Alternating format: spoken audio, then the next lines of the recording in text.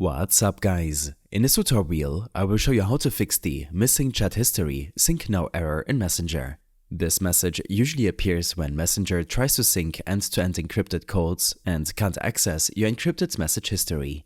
Start by tapping the three horizontal lines in the lower right corner of the Messenger app to open the main menu. Next, tap the gear icon under your name to open your Messenger settings. Scroll down and tap on Privacy and Safety. Then, select End-to-End Encrypted Chats. From there, tap on Message Storage. In this section, you will see an option to delete your secure storage. This storage holds encrypted messages, and deleting it will remove any saved encrypted data on the device, including the problematic sync error. Tap to delete the secure storage.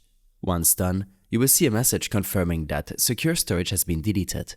The sync now error should now disappear, and you can continue using Messenger normally. I hope this helped you out. Leave a comment if you have any questions, and see you in the next one.